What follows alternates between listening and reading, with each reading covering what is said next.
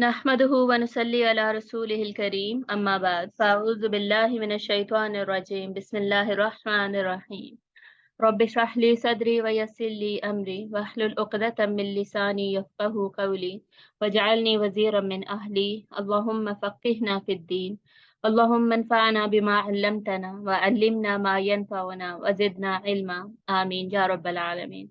अल्लाहुम्मा सुब्हानका ला इल्म लना इल्ला मा अल्लमतना इन्नका अंतल अलीमुल हकीम। इंशाल्लाह आज हम 55th क्लास अपनी करेंगे और 19th में लास्ट क्लास हमारी हो नहीं सकी लास्ट वीकेंड पर क्योंकि नेटवर्क का इशू था बहुत ज़्यादा। अल्लाह करे कि आज इशू सॉल्व ही रहे और नेटवर्क का मजीद कोई इशू ना हो। और उससे पीछे हमने एक क्लास की थी एक वीकेंड पर। तो आज हम क्या पढ़ने जा रहे हैं, वाक़या ईला बेसिकली हम पढ़ेंगे और वाक़या ईला से रिलेटेड एक दो और वाक़यात पढ़ेंगे आप सल्लल्लाहु अलैहि वसल्लम की आइली ज़िंदगी से मुताल्लिक।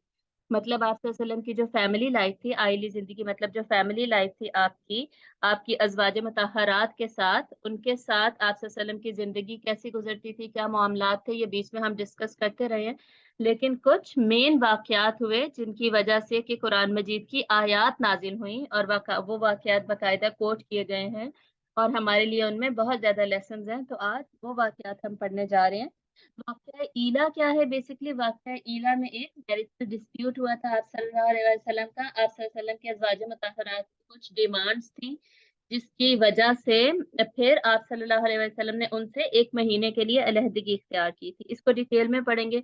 उसके बाद क्या हुआ था, तखय्युर जिसे कहते हैं, यानी आप सल्लल्लाहु अलैहि वसल्लम ने इख्तियार दे दिया था तमाम अज़वाज को कि या तो तुम दुनिया चूज कर लो तो मैं तुम्हें छोड़ देता हूँ, या फिर तुम मेरे साथ रहना चाहती हो तो मुझे चूज कर लो। बेसिकली ये इख्तियार अल्लाह ताला ने दिया था सूरतुल अहज़ाब में। तो आप सल्लल्लाहु अलैहि वसल्लम ने वही कम्युनिकेट किया अज़वाज को, ठीक है। इसके अलावा सिर्फ यही नहीं बल्कि सूरत तहरीम में जो दो वाक़यात का जिक्र आता है और उनसे रिलेटेड भी फिर सूरत तहरीम में आयात नाजिल हो गई, वो भी आज हम देखने जा रहे हैं। तो पहला वाक़या हम यही देख लेते हैं जो कि शहद से मुतल्लिक था और ये तमाम सीरत की किताबों में लिखा हुआ है। और वाक़या क्या था कि एक दफ़ा कई दिन तक आप सल्लल्लाहु अलैहि वसल्लम हज़रत ज़ैनब रज़ी अल्लाह तआला अन्हा के पास ना मामूल से ज़्यादा बैठते रहे।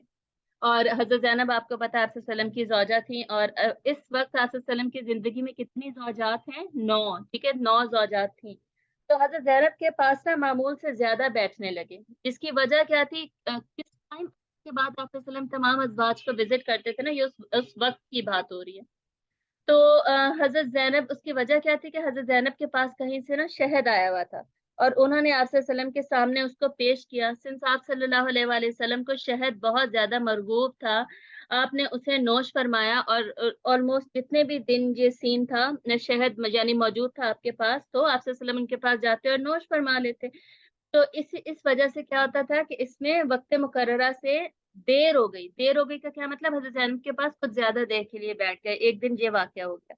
तो उस पर हज़रत आयशा रज़ी अल्लाह ताला अन्हा को रश्क हुआ और हज़रत हफ्सा से उन्होंने ये कहा कि रसूलुल्लाह सल्लल्लाहु अलैहि वसल्लम जब मेरे या तुम्हारे घर आएँगे ना, तो हमें ये कहना चाहिए कि आपके मुँह मुबारक से मगाफिर की बू आती है। तो ये मैं किताब से पढ़ रही हूँ, बाकायदा वर्ड्स जो हैं ये सीरत की किताब में लिखे हुए हैं। अल्लामा शबली नोमानी और अल्लामा सुलेमान नदवी की जो किताब है उसमें से पढ़ रही हूँ मैं। तो बेसिकली ये जो शहद था ना, मगाफिर के फूल होते हैं, उनकी शहद की मक्खियां जो रस चूसती है ना, बेसिकली वो वाला शहद था जी। और मगाफिर की नेचुरली जो नेचुरल स्मेल होती है ना, बेसिकली तो वही थी। लेकिन हजरत आयशा एंड हजरत हफ्सा का बेसिकली प्लान क्या था या उनकी सोच क्या थी कि जैनब को इतना ज्यादा टाइम क्यों मिल रहा है, ठीक है। आप सल्लल्लाहु अलैहि वसल्लम की जो अज़वाज थी उनके दो ग्रुप्स बने हुए थे। आप इस तरीके से कुछ स्कॉलर्स ये एक्सप्लेन करते हैं कि दो ग्रुप्स में उनकी डिवीजन हुई थी। एक जो ग्रुप था ना उसको हजरत आयशा लीड करती थी और हजरत हफ्सा भी उसी में शामिल थी और बाकी कुछ अज़वाज थी। दूसरी तरफ जो ग्रुप था ना उसकी स्ट्रॉन्ग लीडर हजरत जैनब ही थी और बाकी उनके साथ कुछ अज़वाज। यानी इनका आपस में समझे कि कुछ टाकरा। अब ये नेगेटिव वर्ड्स नहीं है, इनको बहुत ज्यादा नेगेटिविटी की तरफ नहीं लेकर जाना, लेकिन सिंस सौतन एक रिश्ता ही ऐसा होता है कि थोड़ी सी इस तरह की रश की फीलिंग्स या इस तरह की फीलिंग्स आ जाती हैं, ठीक है। और वो भी उस शौहर भी वो जो कि अल्लाह के रसूल है और जो सबसे ज्यादा महबूब है और सबसे ज्यादा हसीन है और जिनमें खूबियां ही खूबियां हैं कि कोई आम इंसान भी उनसे नजर नहीं उठा सकता था। तो अज़वाज को कितनी मोहब्बत होगी सोचे। ये एक नेचुरल फीलिंग है, कुदरती एक एहसास है जो कि दिल में हो सकता है। تو حضرت عائشہ اور حفصہ کو یہ فیل ہوا کہ بھائی حضرت زینب کے پاس کیوں ٹائم زیادہ گزار رہے ہیں، وہ بھی اب شہد آیا ہوا ہے تب سے یہ ہونے لگ گیا. تو انہوں نے یہ پلاننگ کی کہ ہم ایسے کہہ دیں گے کہ آپ صلی اللہ علیہ وسلم کے منہ سے، منہ مبارک سے مغافیر کی بو آتی ہے، تو آپ صلی اللہ علیہ وسلم کیا کریں گے، جانا چھوڑ دیں گے، وہ شہد لینا چھوڑ دیں گے حضرت زینب کے پاس، پھر کل سے وہ شہد لینے کے لیے نہیں جائیں گے. اب کیوں آپ صلی اللہ علیہ وسلم ایسا ری ایکشن کیوں دیں گے؟ کیونکہ آپ صلی اللہ علیہ وسلم اپنی صفائی ستھرائی خوشبو وغیرہ کا بہت زیادہ خیال رکھتے تھے. آپ صلی اللہ علیہ وسلم کی حدیث ہے نا کہ خوشبو آپ کو بہت زیادہ محبوب تھی. ٹھیک ہے. اور آپ صلی اللہ علیہ وسلم اپنے منہ مبارک کی بھی صفائی کا اتنا زیادہ خیال رکھتے تھے کہ آخری عمل جو آپ صلی اللہ علیہ وسلم نے کیا وصال سے پہلے، وہ کیا تھا؟ وہ مسواک تھا. آپ نے مسواک کی کہ اب میں اللہ سے ملاقات کے لیے جا رہا ہوں تو میرا منہ مبارک صاف ہونا چاہیے، دانت صاف ہونے چاہیے. اور آپ صلی اللہ علیہ وسلم اس معاملے میں اتنے زیادہ کانشیس تھے کہ آپ صلی اللہ علیہ وسلم نے فرمایا، یہ حدیث ہمیں پتہ ہے کہ اگر مسلمانوں کو تکلیف نہ ہونا اس بات کی کہ ہر وضو سے پہلے مسواک یا دانت صاف کرنے کی زیادہ ہی تکلیف ہوگی، زیادہ ہی تکلف ہو جائے گا نا، بٹ نہیں تو میں ضرور حکم دیتا کہ یہ کریں. یہ حکم دیتا کہ ہر وضو میں دانتوں کو باقاعدہ برش کر کے مسواک کر کے صاف کیا جائے. لیکن اس سے زیادہ تکلیف ہوگی سب کو، اس لیے یہ حکم نہیں دے رہا. تو یہ بیسکلی آپ صلی اللہ علیہ وسلم اس معاملے میں اتنے زیادہ کانشیس تھے. وہیں سے وہی پوائنٹ حضرت عائشہ اور حفصہ کو بھی پتا تھا. تو انہوں نے یہ پکڑا، یہ پلاننگ کی آپس میں کہ ہم آپ صلی اللہ علیہ وسلم سے ایسا کہیں گے اور پھر آپ صلی اللہ علیہ وسلم ہماری طرف زیادہ توجہ دیں گے اور ان کی طرف نہیں. ہاں جی، ایک سیکنڈ. جی. تو اس پر پھر کیا ہوا، سورۃ تحریم کی آیات نازل ہوئی. تو یہ پہلی دو آیات ہم پڑھ لیتے. سورۃ تحریم کی تفسیر ہم نے پہلے بھی پڑھی ہوئی ہے، اس کو بھی میں دوبارہ بھی پوسٹ کر دوں گی. آپ لوگ برائے مہربانی پوری سورت کی تفسیر دوبارہ دیکھ لیجیے گا. چھوٹی سی سورت ہے، صرف 2 پیجز کی، آسان، یاد کرنی بہت ہی آسان ہے، بہت آسان سورت ہے اس کو یاد کرنا. اس کے ورڈز بہت ایزی ہیں، کچھ کچھ ہے مشکل زیادہ، میکسیمم یہ سورت آسان ہے. تو اس کو یاد بھی کرنا چاہیے اور اس کو سمجھنا بھی چاہیے. خصوصاً یہ صورت ہے ہی خواتین کے لیے، اینڈ تک یہ صورت خواتین کے لیے ہے، اس لیے اس کی تفسیر سن لیجیے گا. یہ شروع ہوتی ہے ازواج مطہرات سے، پھر ان کو معافی کی ترغیب دی جاتی ہے کہ تم لوگ توبہ کر لو، اور اس کے بعد اچھی عورتوں کی خوبیاں بتائی جاتی ہیں اس صورت میں. پھر اینڈ میں اس صورت میں مثال دی جاتی ہے باقاعدہ. اچھی عورت کی مثال کون ہے؟ حضرت مریم علیہ السلام، ان کی سب میں دی جاتی ہے. اس سے اوپر حضرت آسیہ جو فرعون کی بیوی تھی، ان کی مثال دی جاتی ہے کہ اگر بننا ہے تو ان دونوں کی طرح بنو. اور بری عورتوں کی بھی مثال دی جاتی ہے تاکہ ہمیں یہ بھی پتا ہو کہ ہم نے بچنا کس سے ہے. اس میں کس کی مثال دی جاتی ہے؟ حضرت لوط علیہ السلام کی بیوی کی اور حضرت نوح علیہ السلام کی بیوی کی. ان دونوں انبیاء کی بیویوں کی مثال دی جاتی ہے کہ ان کی طرح مت بننا. ٹھیک ہے. تو یہ عورتوں کے لیے اسپیسیفکلی یہ صورت ہے جس کی تفسیر آپ لوگ ایک دفعہ پھر سے ضرور سن لیجیے گا. کوشش کریں اس صورت کو یاد کر لیں کیونکہ یہ ایک آسان صورت ہے اور اتنی بڑی بھی نہیں ہے. پہلی آیت ابھی ہم پڑھنے لگے. یا ایھا النبی، بسم اللہ پہلے پڑھ لیتے ہیں. شروع میں ہم نے پڑھی تھی لیکن چلیں دوبارہ پڑھ لیتے ہیں. بسم اللہ الرحمن الرحیم. یا ایھا النبی لما تحرم ما احل اللہ لک تبتغی مرضات ازواجک واللہ غفور الرحیم. اے نبی صلی اللہ علیہ وآلہ وسلم، کیوں آپ حرام کرتے ہیں اس چیز کو جس کو اللہ نے آپ کے لیے حلال کیا ہے؟ یعنی سب سے پہلے تو اللہ تعالیٰ آپ صلی اللہ علیہ وسلم سے ڈائریکٹ بات کر رہے ہیں کہ آپ نے اس چیز کو جو کہ اللہ نے آپ کے لیے حلال کی ہے اس کو آپ حرام کیوں کر رہے ہیں؟ یعنی آپ نے پھر فوراً یہ فرمایا تھا نا کہ اب میں کبھی شہد نہیں کھاؤں گا، یہ والا شہد اب میں نے کبھی نہیں کھانا. آپ نے اپنے اوپر حرام کر لیا اس چیز کو. اللہ تعالیٰ کہہ رہے ہیں کہ یہ ٹھیک نہیں ہے. آپ اس چیز کو حرام اپنے لیے نہیں کر سکتے جو کہ آپ کے لیے حلال ہے. کیوں؟ کیونکہ آپ صلی اللہ علیہ وسلم کو تو سب نے اتباع کرنا تھا نا، ساروں نے فالو کرنا تھا آپ کو. اللہ کے رسول اگر ایک کام چھوڑ دیتے ہیں تو ان کے فالوور صحابہ کیا کرتے؟ انہوں نے بھی وہ کام چھوڑ دینا تھا. شہد کے تو اتنے زیادہ بینیفٹ، شہد کو اللہ نے حلال قرار دیا اور اللہ کو جو پسند نہیں ہے کہ جو میں نے حلال دیا اس کو لوگ کھانا چھوڑ دیں اور اس کے فائدوں سے مستفید ہونا چھوڑ دیں. یہ تو اللہ تعالیٰ کو پسند نہیں ہے. اس لیے خصوصاً اب دیکھیں اگر ہم میں سے کوئی عام انسان ہو، وہ پسند ناپسند کی وجہ سے کوئی حلال چیز نہیں کھاتا تو چلے کوئی بات نہیں، اس کو ساری دنیا نے تھوڑی فالو کرنا ہے. اللہ کے رسول تو قیامت تک لوگ فالو کریں گے. اگر وہ شہد کو اپنے اوپر منع کر دیتے، اپنے لیے حرام کر لیتے کہ میں تو اب سے نہیں کھاؤں گا، تو باقی سارے لوگ تو یہی کرتے تھے. تو اس لیے اللہ تعالیٰ شروع میں ہی کہہ رہے ہیں کہ نہیں آپ یہ نہیں کر سکتے. اور آپ ایسا کر کیوں رہے ہیں؟ تب تک یہ مرضات ازواجک، کہ آپ اپنی ازواج کی خوشی چاہتے ہیں، آپ اپنی ازواج کی خوشی کی خاطر یہ لے رہے ہیں. اب یہاں پہ مطلب کیا ہے؟ مطلب یہ ہے کہ ازواج کی خوشی کے لیے کرنے تو ہوتے ہیں بہت سارے کام، اسٹیپس لینے ہوتے ہیں کہ آپ کی جو اسپاؤز ہے، جو پارٹنر ہے، شوہر ہے یا بیوی ہے، وہ خوش رہے آپ سے. لیکن اس خوشی میں کیا کریں گے؟ اللہ کی حد کو تجاوز نہیں کریں گے، ٹھیک ہے؟ اللہ کی حد جو ایکسٹریم اینڈز ہے نا ان کا خیال رکھیں گے۔ جیسے ہو سکتا ہے ہمارے شوہر یا بیوی کے ساتھ ہماری لڑائی بھی ہو جائے۔ کیا لکھا ہے آپ نے؟ مجھ سے پڑھا نہیں جا رہا، چلے میں بعد میں پڑھتی ہوں دوبارہ، ٹھیک ہے؟ تو آپ صلی اللہ کیا کہا جا رہا ہے؟ اچھا، دو بیگمات کون سے جن سے منع کیا ہے؟ میں نے ابھی آپ کو بتایا تو ہے کہ یہاں پر بات ہو رہی ہے حضرت حفصہ کی اور حضرت عائشہ کی، ٹھیک ہے؟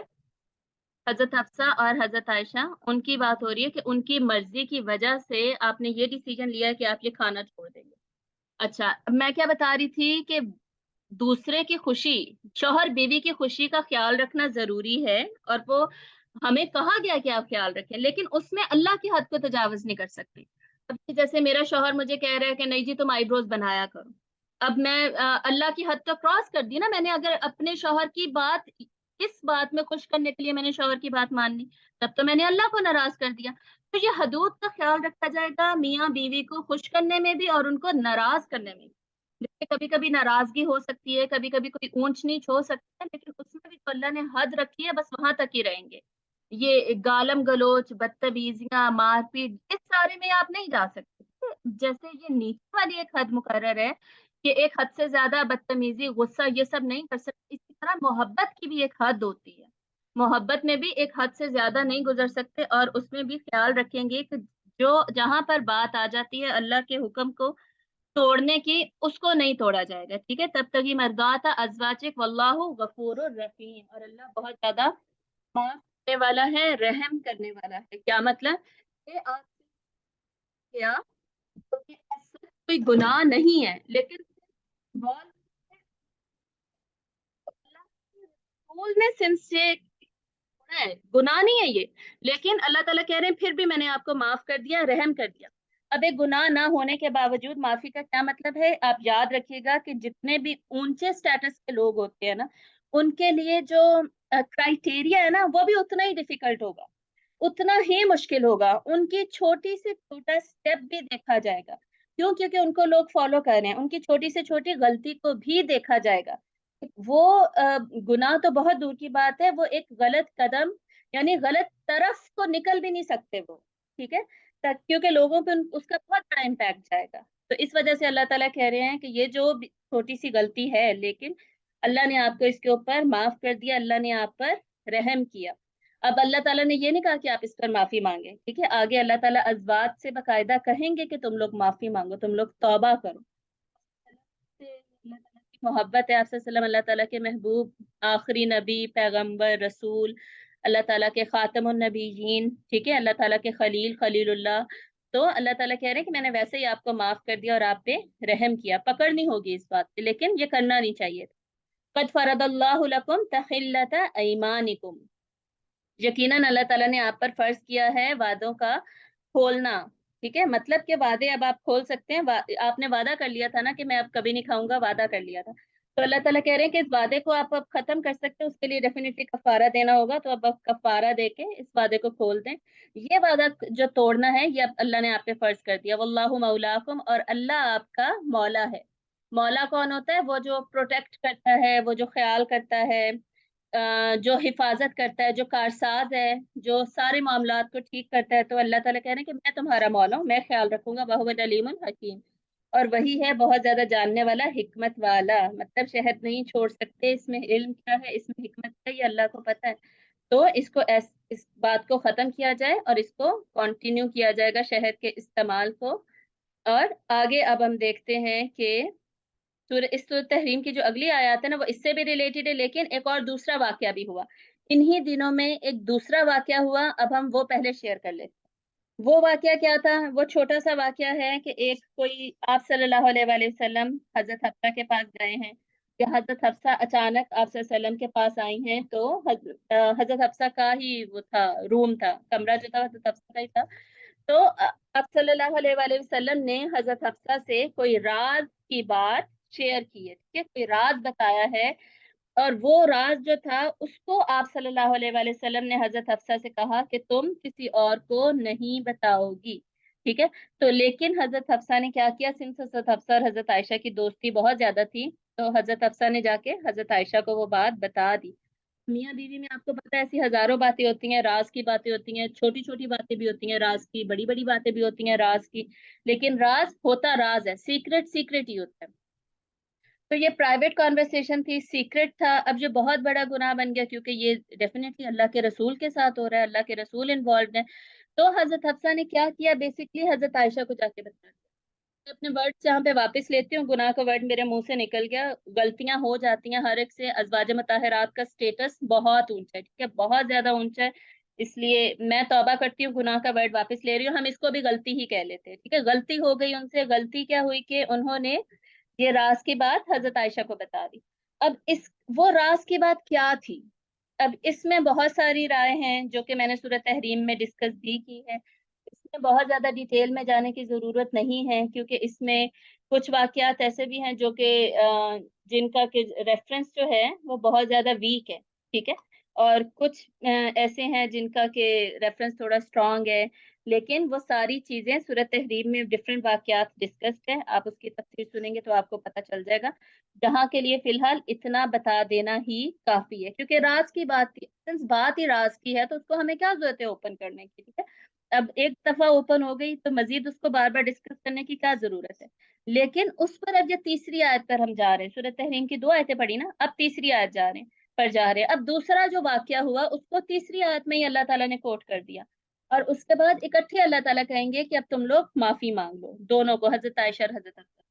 اور یہ حدیث ہے نا، حضرت عبداللہ بن عباس جو ہیں رضی اللہ تعالیٰ عنہ، وہ فرماتے ہیں کہ میں پورا سال انتظار کرتا رہا، جب حضرت عمر رضی اللہ تعالیٰ عنہ خلیفہ تھے نا، تو میں پورا سال انتظار کرتا رہا کہ مجھے موقع ملے کہ میں حضرت عمر کے پاس جا کر یہ سوال پوچھوں کہ سورۃ تحریم میں یہ جو عورتیں مینشنڈ ہیں، جو ازواج مینشنڈ ہے، وہ کون سی تھیں۔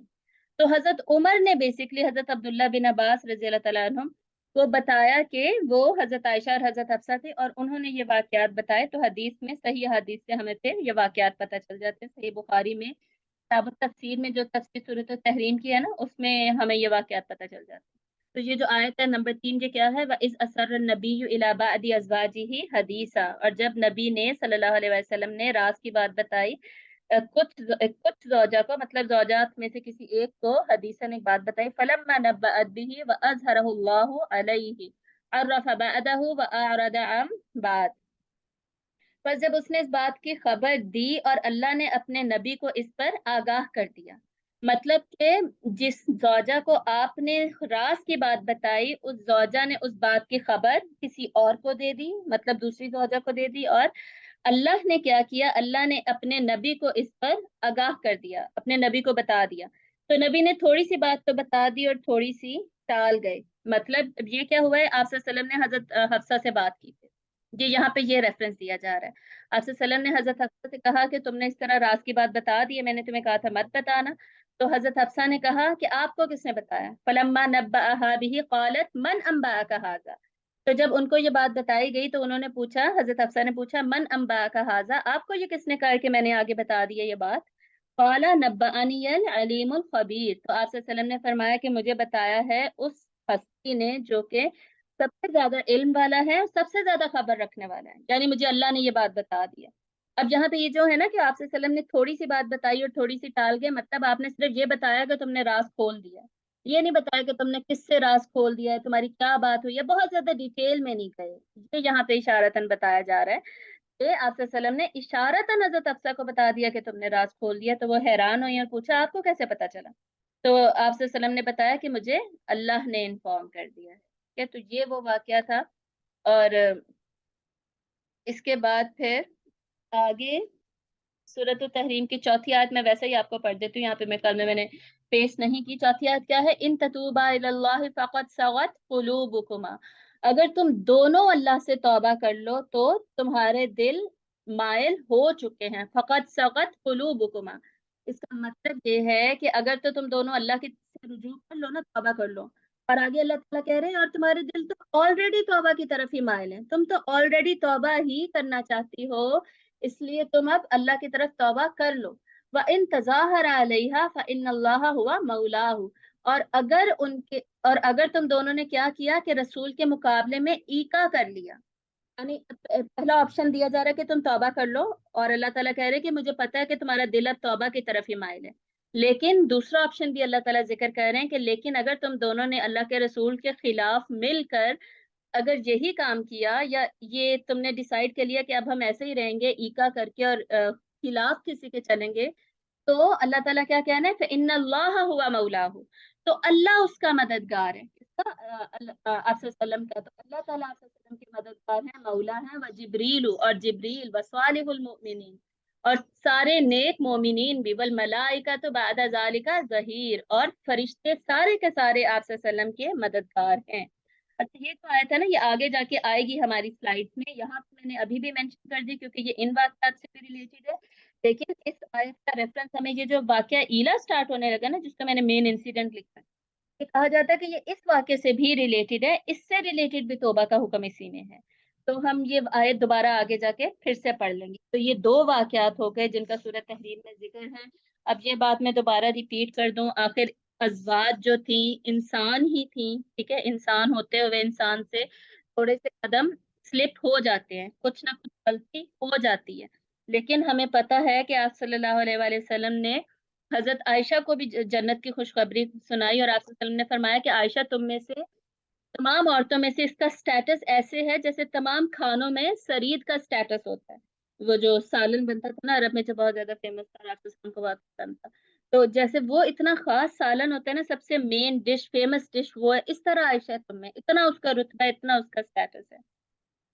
اور حضرت حفصہ کے بارے میں آپ صلی اللہ علیہ وسلم نے فرمایا، لاسٹ کلاس میں نے بتایا تھا نا کہ ایک مرتبہ آپ نے حضرت حفصہ کو ایک طلاق بھی دے دی تھی، تو بعد میں حضرت جبرائیل علیہ السلام آئے تھے، اور حضرت جبرائیل نے بتایا تھا کہ یہ جنت میں آپ کی زوجہ ہوں گی، اس لیے آپ ان کو واپس لے لیں، تو آپ صلی اللہ علیہ وسلم نے رجوع کر لیا تھا، مطلب جنتی خاتون کہنے کا مقصد کیا ہے، دونوں جنتی خاتون ہیں، حضرت حفصہ بھی حضرت عائشہ بھی، آپ صلی اللہ علیہ وسلم نے انہیں جنت کی خوشخبری دی ہوئی ہے، اب سوچیں ان کا کیا سٹیٹس ہوگا، ان کی نیکیاں کتنی ہوں گی، اور حضرت جبرائیل نے یہ بھی فرمایا تھا کہ یہ قوامہ اور سوامہ ہے، قیام کرنے والی، سے روزے رکھنے والی، یعنی اللہ کے سامنے کھڑی ہیں، نمازیں پڑھنے والی ہیں، نوافل پڑھنے والی ہیں، روزے رکھنے والی ہیں، ایسی یہ خاتون ہیں، آپ انہیں چھوڑ نہیں سکتے، جنت میں آپ کی ساتھی ہوں گی۔ حضرت حفصہ کی تعریف کی تھی، تو حضرت عائشہ کی تعریف میں تو بہت ہی زیادہ ہمیں حدیث ملتی ہیں، کون کون سی ہم پڑھیں گے، کہ ان خواتین کی ہم بات کر رہے ہیں، ٹھیک ہے، اتنا اونچا ان کا سٹیٹس تھا، لیکن آخر انسان سے کبھی نہ کبھی تھوڑی بہت غلطی، اور وہ بھی محبت میں، آپ یہ دیکھیں کہ اس میں ان کی نیت کوئی خراب نہیں تھی، نیت میں خرابی نہیں تھی کہ کسی کا برا چاہتی ہیں، خصوصاً نعوذ باللہ اپنے شوہر سے کچھ برا چاہ رہی ہوں، یا ان کے لیے کچھ برا چاہ رہی ہوں، نعوذ باللہ ایسا کچھ نہیں تھا، ٹھیک ہے، تو ان واقعات کو بیسس بنا کر غلط باتیں بیچ میں سے نکال لینا، غلط فیصلے کرنا، غلط باتوں کو کی تبلیغ کرنا، ازواج کے بارے میں خصوصاً انتہائی غلط، یہ ہم نہیں کر سکتے۔ ان واقعات کو ہم پڑھتے کیوں ہیں، اللہ تعالیٰ نے ہم تک پہنچائے ہیں، سورہ تحریم کے ذریعے سے بھی، سیرت کے ذریعے سے بھی، احادیث کے ذریعے سے بھی، اللہ تعالیٰ چاہتے تو چھپا لیتے، یہ واقعات کبھی ہم تک پہنچتے ہی نہ، یہ واقعات ہم تک پہنچے ہیں تاکہ ان کیس ہمارے گھروں میں جب یہ واقعات ہو تو ہمیں پتا ہو کہ ہم نے انہیں کیسے ہینڈل کرنا ہے۔ اب دیکھیں آپ صلی اللہ علیہ وسلم کسی کو ڈانٹ نہیں رہے، کسی کو کوئی غلط لفظ منہ سے نہیں نکل رہا، ہاتھ اٹھنا تو بہت ہی دور کی بات ہے، حضرت عائشہ فرماتی ہے کہ آپ صلی اللہ علیہ وسلم نے کبھی زندگی میں کسی عورت پہ ہاتھ نہیں اٹھایا، کبھی بھی نہیں، اور زبان سے بھی کچھ نہیں نکل رہا، کچھ غلط بات نہیں نکل رہی، تو اونچ نیچ کچھ ہو جاتی ہے تو اس کو ہینڈل کس طریقے سے کیا جائے گا، اور ہمیں پتہ چل رہا ہے ہر میاں بیوی میں ایسا ہو جاتا ہے، لیکن اس بات کو بڑھانا نہیں ہے، بلکہ اس کو ہینڈل کیسے کریں گے، بہترین طریقے سے اس کو کیسے مینج کیا جائے گا، اور ایسے بہت سارے واقعات ہم نے پہلے بھی پڑھے ہیں نا، آگے جا کے دوبارہ اگر ضرورت ہوئی تو پھر سے پڑھ لیں گے، تو ان کو ہینڈل کر کے اس میں بہترین رسپانس کیا ہونا چاہیے میاں اور بیوی دونوں کا، یہ اصل میں ہم ان واقعات سے سیکھتے دیکھتے ہیں، اس لیے اللہ تعالیٰ کا اتنا بڑا احسان ہے ہمارے اوپر کہ ایسے واقعات ہمارے پاس موجود ہیں، ورنہ ہمیں یقین کریں بالکل نہ پتا ہوتا، ورنہ کیا رول ہوتا ہے کہ جس کی لاٹھی اس کی بھینس، جس کی جتنی طاقت ہے اس کا زور چلے گا، وہ مارے گا، وہ پیٹے گا، چاہے وہ بیوی ہے چاہے وہ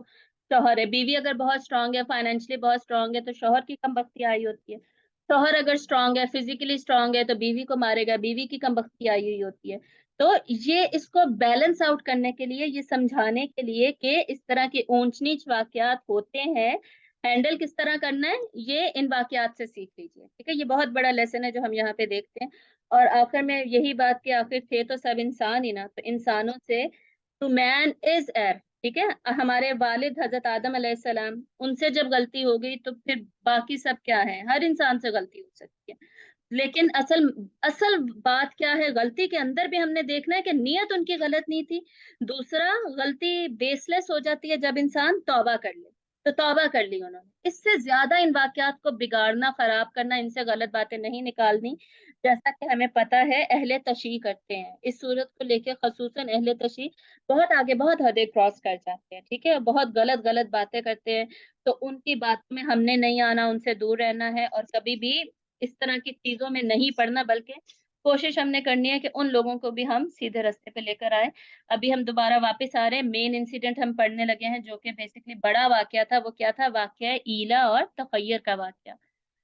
اس میں ہوا کیا کہ جب تقریباً 9 ہجری میں، جب تک غزوہ خیبر بھی ہو چکا اور یہ غزوہ حنین بھی ہو چکا، یہ دو میجر غزوات تھے جن میں بہت زیادہ دولت آئی تھی مسلمانوں کے پاس، ٹھیک ہے؟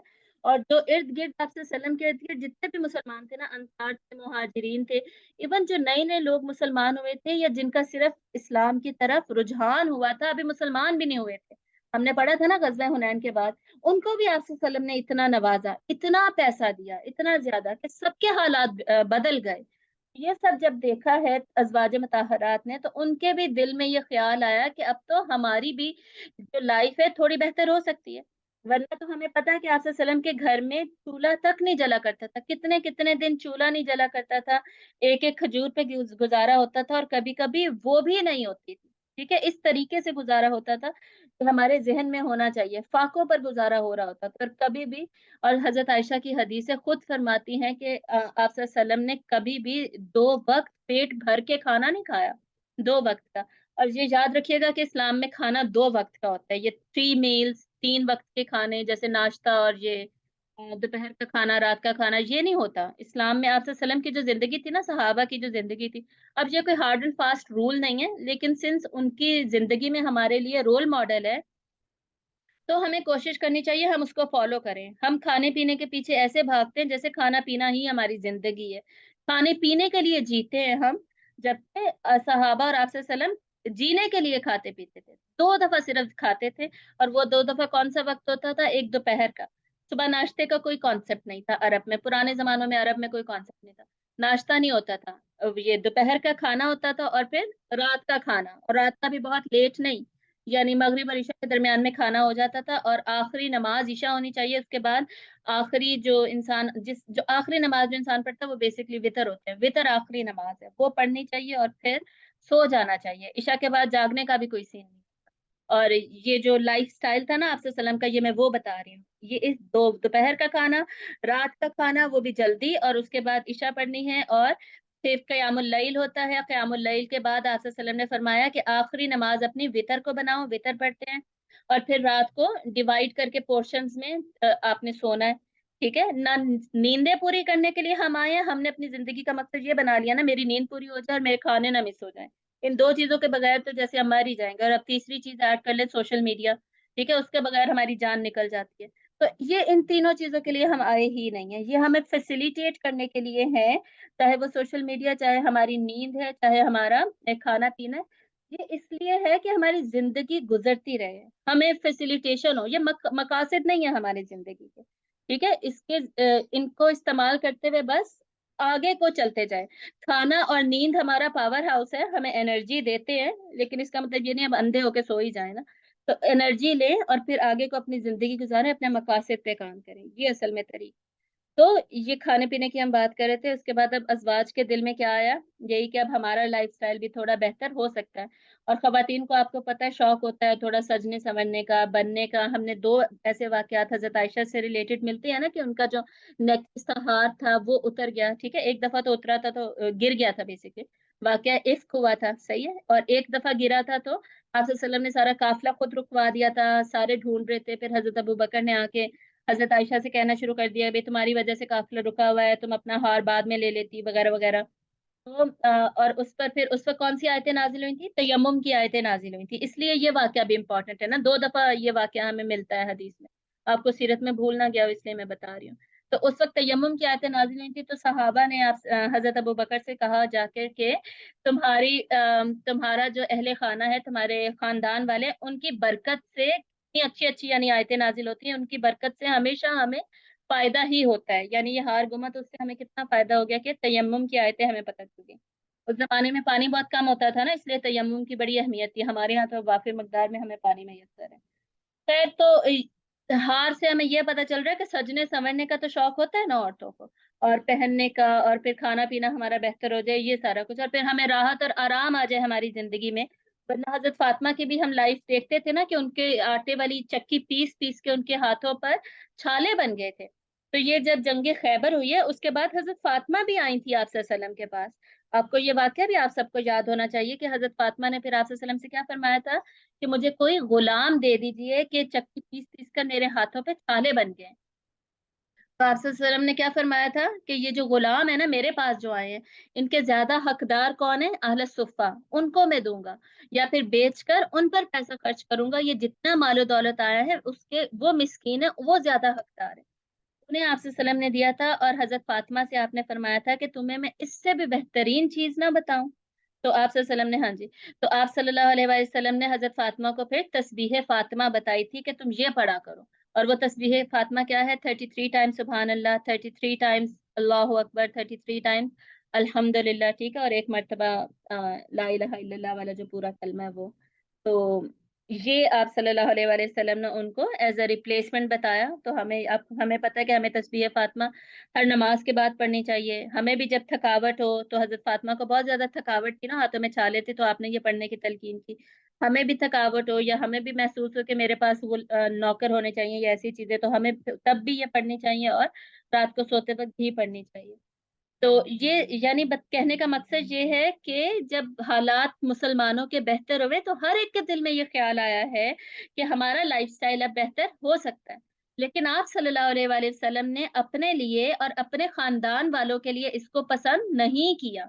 अपनी बेटी के लिए भी नहीं पसंद किया मालो दौलत को, अपनी अज़वाज के लिए भी पसंद नहीं किया, और खुद अपने लिए भी पसंद नहीं किया मालो दौलत को। क्यों? क्योंकि आप सल्लल्लाहु अलैहि वसल्लम अगर मालो दौलत में जिंदगी गुजारते तो आज के मुसलमान तो कहते हैं कि देखो इनके पास तो इतना माल था, इसलिए इनकी बड़ी कामयाब जिंदगी थी, इसलिए इन्होंने बड़े सदके खैरात किए, इसलिए बड़े आराम से नमाजें पढ़ सकते थे।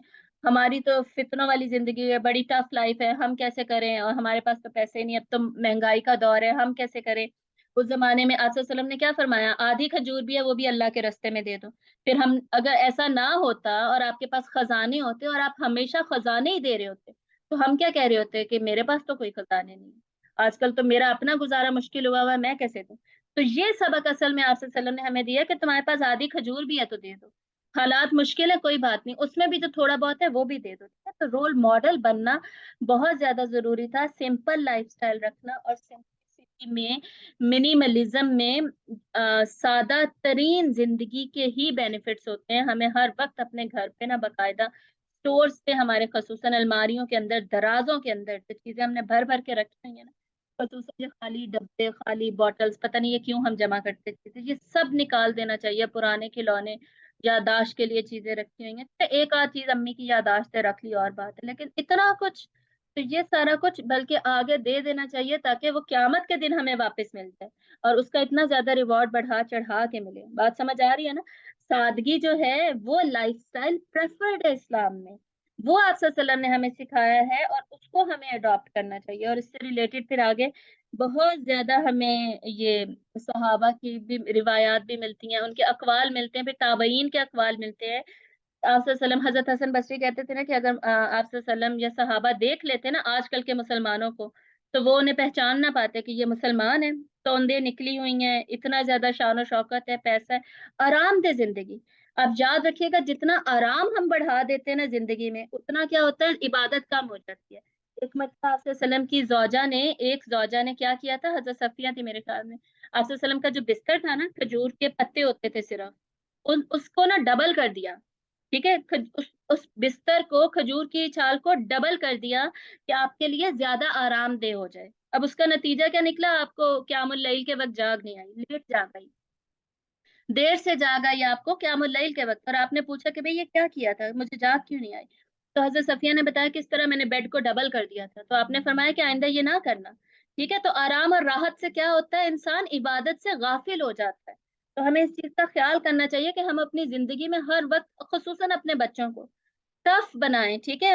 مشکل حالات کو فیس کرنے کے لیے انہیں تیار کریں، اور یہ ٹف زندگی جب ہوگی تب انسان کا عبادات میں بھی زیادہ دھیان جاتا ہے، اور زیادہ محنت کرتا ہے وہ، اور مقاصد کو اچیو کرنے میں زیادہ ٹائم لگاتا ہے، ٹھیک ہے؟ پھر وہ آرام کے پیچھے نہیں پڑا رہتا۔ جب آپ آرام دہ ہو جاتے ہیں نا، پھر تو بستر ہی نہیں چھوڑا جاتا۔